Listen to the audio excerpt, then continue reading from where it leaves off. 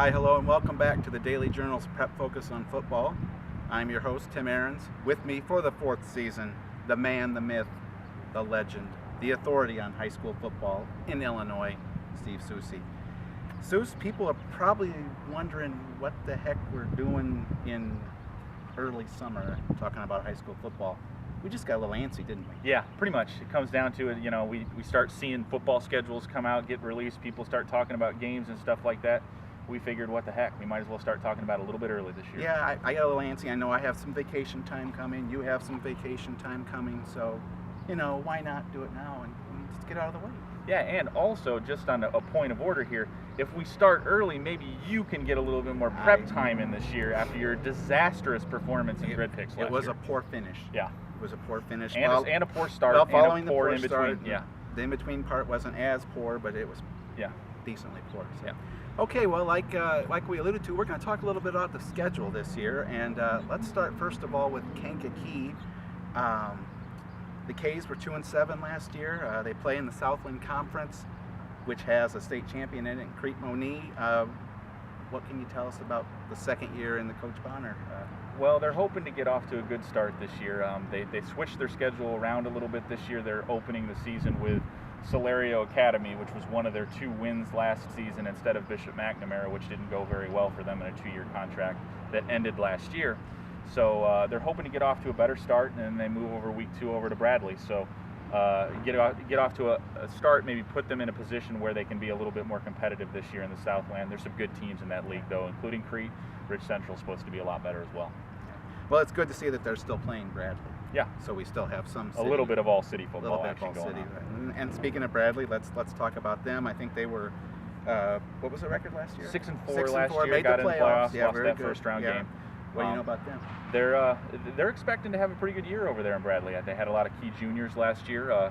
They'll open up the season once again another school with a new first week opponent. They're playing TF North to kick off the year, replacing Plainfield North on their schedule. Not much change on Bradley's schedule this year. A couple of little small things. Lincoln Way Central moved into their conference in place of Stag, so that'll be a different conference opponent for them.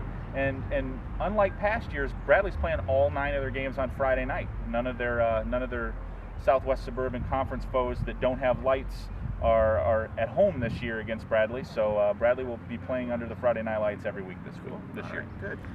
Our other city school, Bishop McNamara, where we are currently filming this here at beautiful Memorial Field. A little bit of a disappointing season last year. Did not make the playoffs. Finished 5-4, which is enough wins, but they didn't have enough points to get in. What do you know about the Irish for 2013? Yeah, hoping to regroup this year. They have a junior class that they really like. We'll open this year with Hales Franciscan, replacing Kankakee on their schedule, like we talked about before.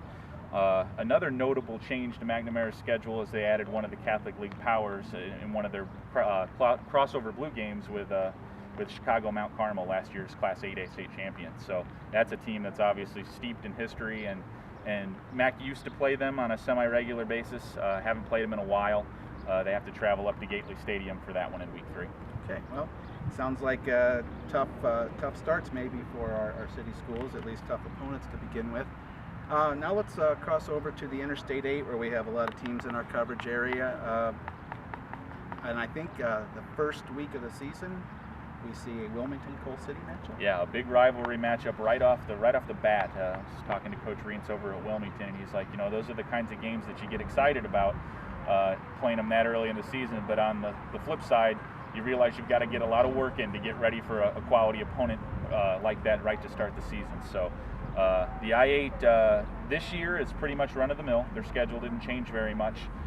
Next year is when things will get interesting for the I-8. They're dropping 2 of their necessary crossover games and opening up to non-conference games. So we might see some local rivalry games with I-8 teams and other conferences in the near future. I know there's been some talk about Central and Herscher getting back on the schedule, which would be interesting. But for this year, the I-8 teams will be pretty much running the same schedules that they have in previous seasons. And I guess, spying on you yesterday. I don't want to say that, but and you said something about Westmont, who was in the I-8, but not in our coverage area. They have a new coach coming, and his name again is Otto Zeman. Some people that know high school football for a little ways back might remember him from when he coached at Riverside Brookfield. and had a former University of Illinois quarterback, Tim Brasic, on his roster. Put up ridiculous numbers, runs a lot of crazy formations that you're not accustomed to seeing. A lot of new coaches outside of our ranks in the I-8. Well, a couple actually inside of our ranks as well. Plano has a new coach as well, a former University of Miami, Florida offensive lineman, big guy, 6'7", 315 pounds, will be storming the Plano football sidelines this year. Piatone's got a new coach in Jason Spang. I mean, so the I-8 is going to have a lot of new faces and a lot of new looks this year. Otto Zeman sounds like a villain in a Bond film. So that's all I got. Okay, well, there you go. Otto Zeman, there we go. Maybe he is in his spare time. I don't know. Okay, anything else exciting about the I-8, or should we move on to the Sangamon Valley? I think we can move on to Sangamon Okay, Valley. let's move on to the Sangamon Valley. And I know one interesting thing, Central will have a home Saturday game this year? Yeah, that's a unique situation for the Comets. Usually the only time you'll see Saturday games at home with Central would be in the playoffs. But this year they're playing a Week 2 game against Salem, downstate Illinois team down that has former Piatone coach Kevin Green at their helm. So they're going to come up here for a Saturday afternoon game, which is a little unique. But that's part of Central's opening part of their schedule, where they're hoping to get a little more momentum going before they run into that Week 4 game with St. Joe Ogden, which should be a really good one. Okay, how about Watseka? Anything different for them this year? Watseka's got pretty much the same schedule. They've just kind of flipped around the way that they're doing things. Last year we made a lot of jokes about them being the road warriors at the beginning of the year because they had so many road games to start the season.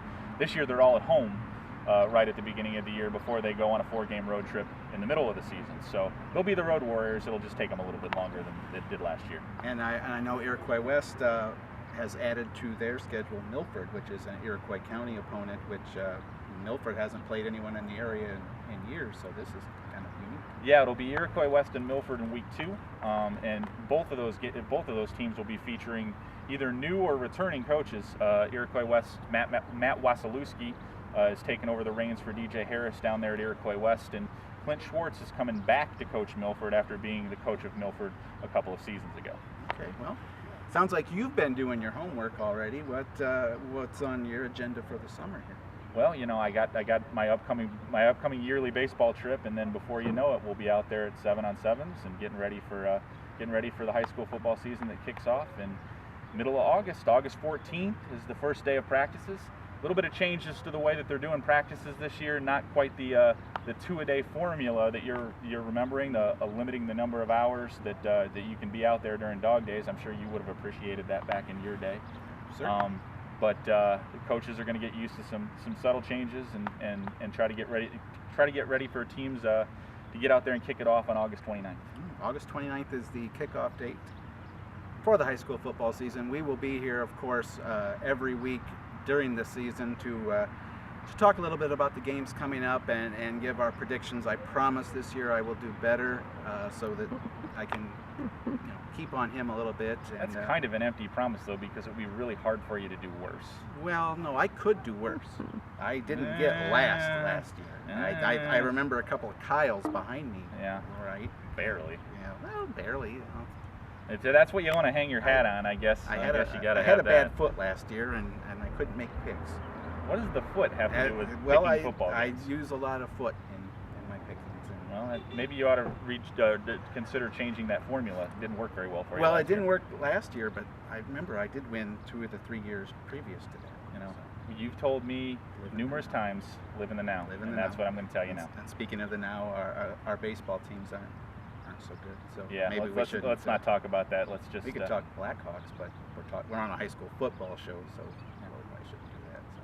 Yeah. Okay, anything else you would like to discuss before we go off into the land of summer, I guess?